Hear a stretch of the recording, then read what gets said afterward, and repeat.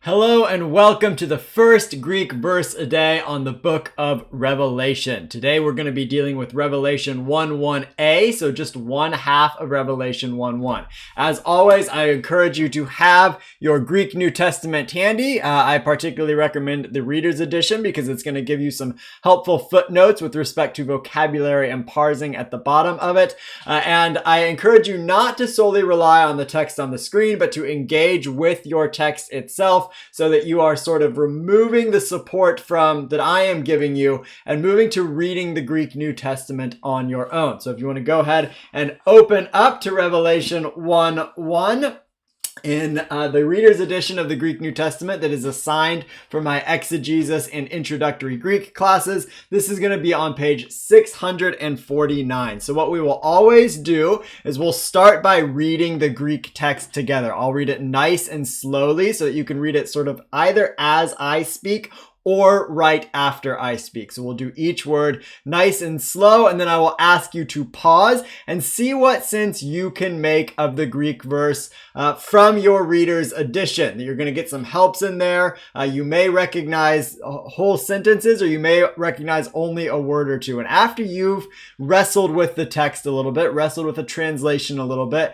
then we will move into me offering my comments grammatically with respect to vocabulary and with respect to translation on the text. So let's go ahead and, as always, read the text together. We have apocalypsis Iesu Christou.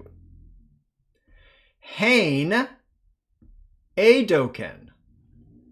Auto ha theos dexai tois doulois autou ha de genesthai in take. Let's do it a little bit faster this time. Apocalypsis Iesu Christou hein edoken auto ha theos dexai tois doulois autou ha de genesthai in take. So I encourage you at this point to go ahead and pause the video and see what sense you can make of the verse on your own. Now that you've spent some time on your own, let's go ahead and look at the verse here, or the half of a verse here. So we have an odd verse in this case because we don't have a verb that is associated with the nominative subject in the sentence. So when we look at the very first word of the sentence, we have apocalypsis here.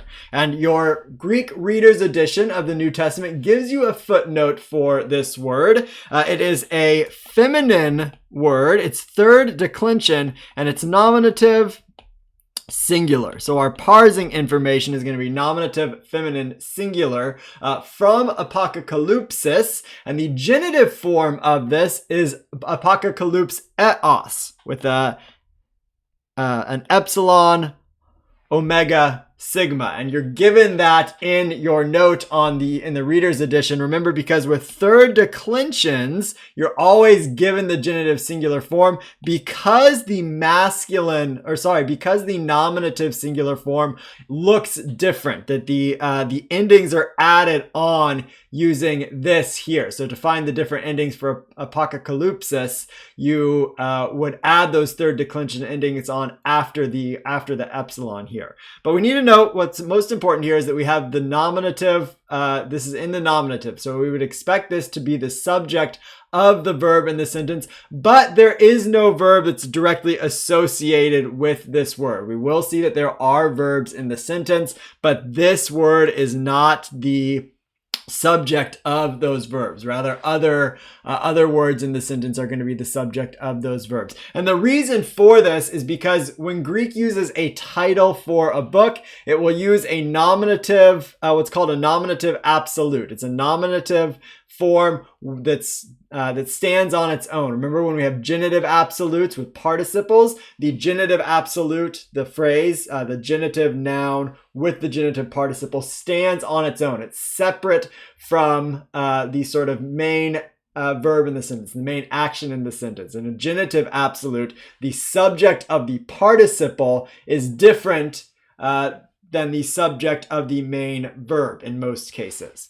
So similarly with the nominative absolute, the nominative is absolutely dependent. It stands on its own with respect to the other things in the sentence, meaning it doesn't have an indicative verb. So that's what we have with apocalypsis. And so it's serving sort of as a title, which is, of course, where we get the name of the book of Revelation from. It literally means apocalypse or an unveiling. And then what follows it here is Iesu Christou in the genitive case. And our sort of go-to translation of the genitive case is always going to be of, the word of. But the situation with the genitive case is a little bit more complicated than that. The genitive can mean several different things. So there's more than two, but two sort of main ways you might indicate the relationship between apocalypsis and Iesu Christou. This could be what is called a genitive of source, meaning that this thing comes out of this. The genitive of source is the source of the word to which it relates. So this would be the apocalypse from Jesus Christ. Jesus Christ is the source from which the apocalypse comes. Or it could be that that Iesu Christou is an objective genitive. That is, it is the object. It's receiving the action of the word to which it's related. The apocalypse about Jesus Christ. So we could do it either way, an apocalypse or a revelation from Jesus Christ or a revelation about Jesus Christ. I'm going to move my bracket there and rewrite it so we can see this word ein right here. And this word is a relative pronoun. Hein, not ein, hein. Notice the rough breathing mark. When we see a rough breathing mark on a small word like this that sort of looks like a definite article,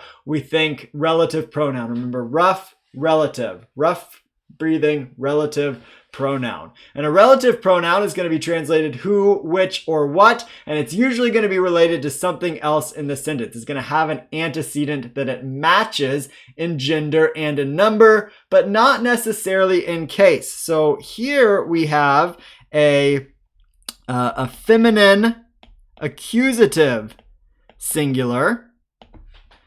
And notice we have a feminine and a singular, so it's going to match up with our apocalypsis back over here. So this hein is referring back to the apocalypsis, and in essence, this whole clause and everything that comes in Revelation 1:1b is going to give us a little bit more information, or a lot more information, about the apocalypsis, the nature of the revelation. So in this case, we're going to translate it which. So the apocalypse about or from Jesus Christ, which, and notice that because it's in the accusative case, it is going to be the object of something. And what it's the object of is this verb that follows it. So what we have here then is what is called a relative clause. So this is a clause that sort of it relates back to something else, but it also stands on its own. So this verb is not the main verb in the sentence. It's the main verb in the relative clause.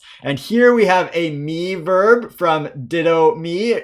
And remember that me verbs in the aorist tense will use a kappa tense formative. So normally with omega conjugation verbs, we expect that sa tense formative for first aorists. But with me verbs, we don't get that. Instead, we get the ka.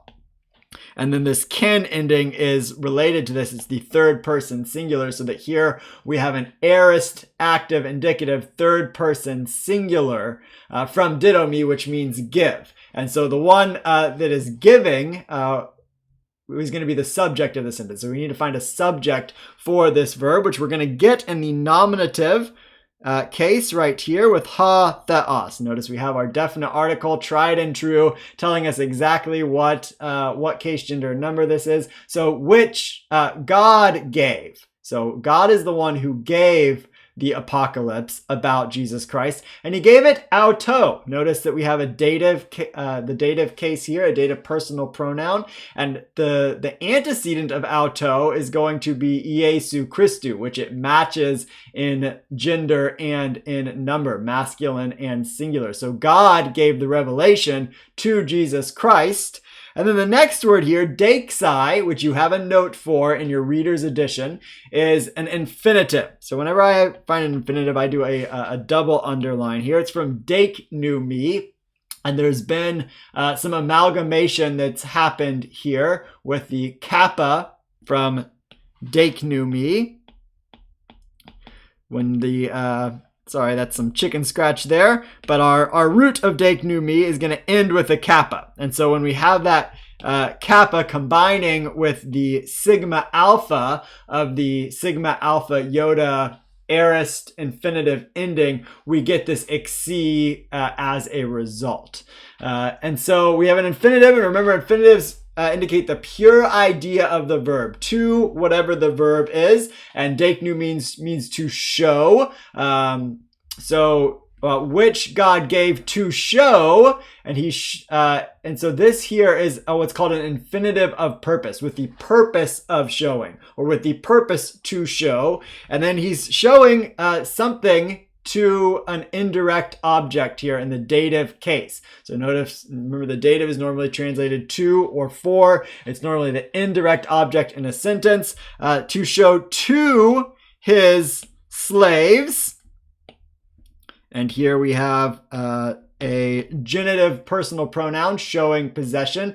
His slaves, either the Lord's slaves or Jesus Christ's slaves. It's a bit ambiguous. It could be either one, but because the Lord is closer in proximity, it's probably the Lord's or God's slaves. To show to his slaves. And then all of this here is going to be another relative clause that is the object of the infinitive here. It's telling us what is shown, and it's telling us what is shown with another relative pronoun right here. So here we have a neuter plural accusative relative pronoun.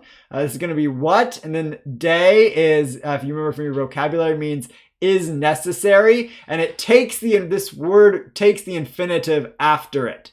So de plus infinitive, what is necessary to, and then genesthai here is to happen or to become. We have an aorist middle infinitive from genomai. And notice that when we have the my, omai ending for the lexical form, we're often going to have a deponent verb. And that's why this is in the middle here. This is why we have this aorist middle infinitive ending, because it's middle deponent. So what is necessary to happen?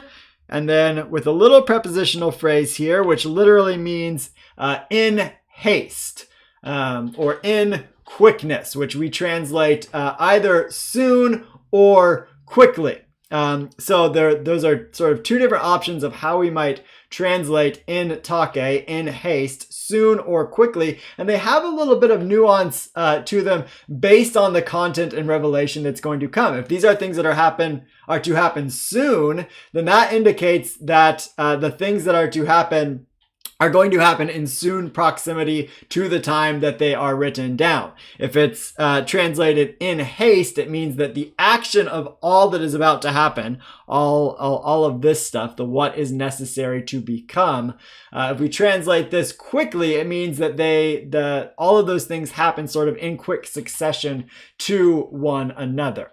So to put it all together, we have the apocalypse. We can add a the in front of here just to sort of smooth it out in English. The apocalypse of Jesus Christ, which God gave to him to show to his slaves what is necessary to happen soon or in haste.